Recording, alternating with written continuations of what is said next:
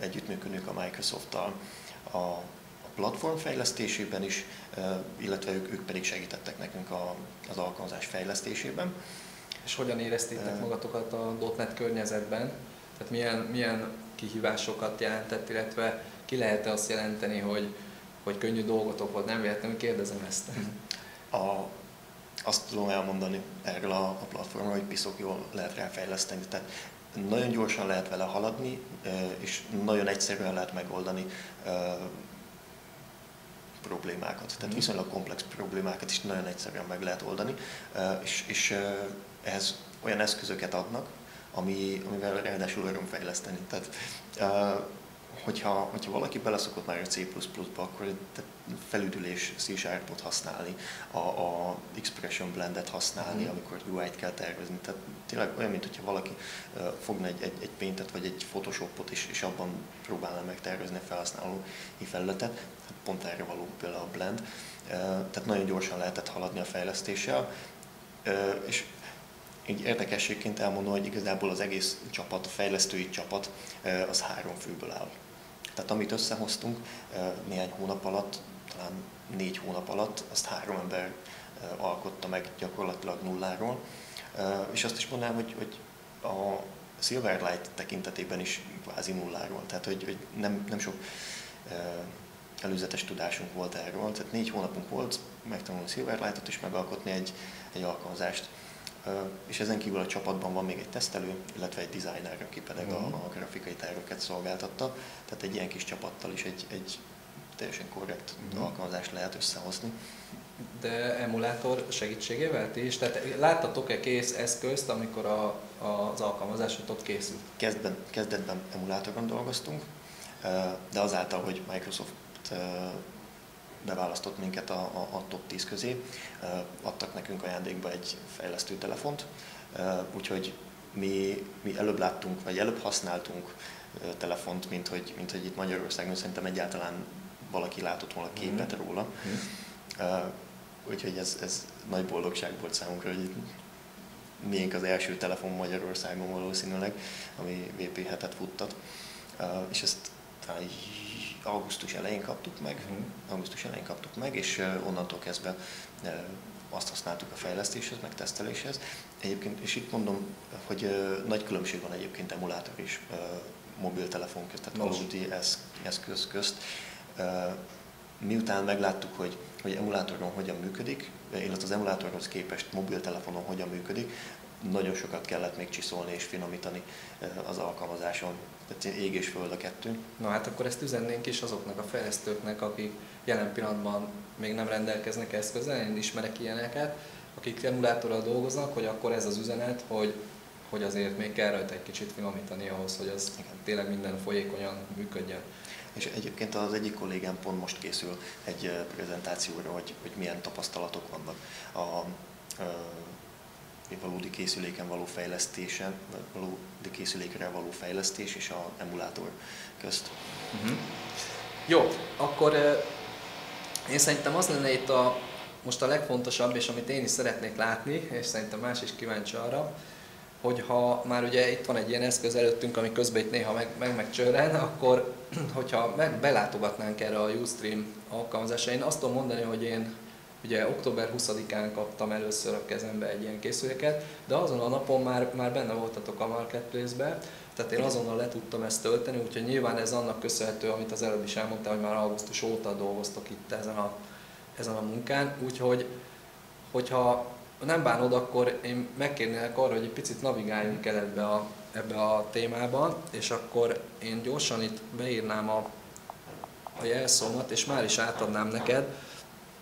Ugye a feltelepített alkalmazások, azok alaphelyzetben a második képernyőre kerülnek ki, és mivel itt egy U betűvel kezdődő alkalmazásról van szó, ugye viszonylag alul találhatjuk meg, és az elindítása után kapunk egy nagyon szép beköszönő képernyőt, és azt meséld el nekünk, hogy utána mit láthatunk.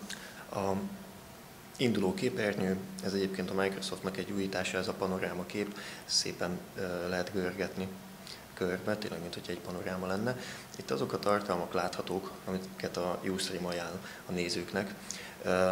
Azt még elmondom, hogy a VP7 platform maga, az jelenleg adni nem tud, tehát broadcastolni nem tud, nézni lehet az adásokat vele, amiket valaki valahol a világban megoszt és beletol az internetbe. Nagyon fontos, amit mondtál, tehát hiába rendelkezik a készülék 5 megapixeles kamerával, jelen pillanatban még adást nem tudunk vele készíteni. Videóstreamelést azt nem tud jelenleg. Legalábbis a mi programjaink még nem tudnak, de a platformban sincsen benne jelenleg, tehát hogy API szinten. Itt látható a live adások, ugyanígy, tehát nyilván elsődleges funkció, hogy live adást nézünk, például a TechCrunch TV-t, nem tudom, néhányan gondolom ismerik.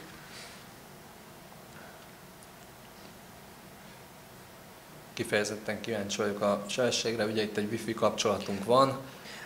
Igen, való igaz, hogy egy Wi-Fi kapcsolattal viszonylag lassan indul be a stream. Jó, hát azért ez egy tengeren túli adás azért. Igen. Ugye? Mondjuk a tengeren túliság az valószínűleg nem számít. Nem? Semmit? Tehát nyilván az van, hogy egy videót azt nem csak egy helyen tárolunk a világ másik végén. Tehát más országok is besegítenek ebben, különböző egyetemi szerverek, stb. Jó. Cégek vannak rá. Cégek vannak rá, értem, jó. Igazából. Viszont tehát Wi-Fi kapcsolaton attól függetlenül az, hogy lejöjjenek a bitek, azért sok időbe kerül és ezt dekódolni. De maga az adás, ugye, az viszont már egy teljesen folyamatos élvezhető. Néha megakad, de nyilván ez is a Wi-Fi-nek köszönhető. Tehát lehet live adásokat nézni. Ez az elsődleges funkciója. A live adások mellett természetesen van rögzített adások. Amerikában a kedvenc egyébként az a Shiba Inu-nak nevezett kutya, a Puppy Cam, aki, ez az egyik legnézettebb videó, ezt is megmutatom. Szépen itt vannak a kis kutyák, tehát hogy rögzített adást is lehet nézni, nyilván bele lehet tekerni, hogyha úgy adódik kedvünk, meg lehet állítani. És lehet kedvencé tenni, tehát hogyha egy videó megtetszik, akkor ezzel a gombbal, ez most már nekem kedvencé volt téve, most kivettem a kedvencek közül, most ezzel a plusz jellel visszateszem a kedvenceim közé, hogy később majd mindjárt mutatom, hogy hol hozzá tudjak férni, visszatérve a listázás oldalra. Ugye említettem, hogy van live, van rögzített videó, de vannak olyan videók, amik még csak a jövőben lesznek, olyan tartalmak, amik esetleg érdekelhetik a felhasználót.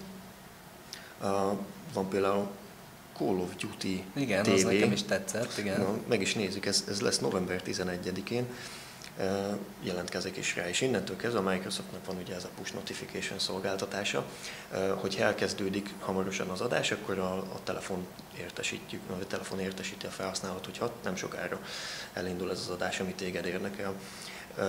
És én az előbb említettem, hogy kedvencemmé tettem a videót, és most már közvetlenül hozzá lehet férni, és bármikor megtekinthetem, hogyha úgy hozza kedvem.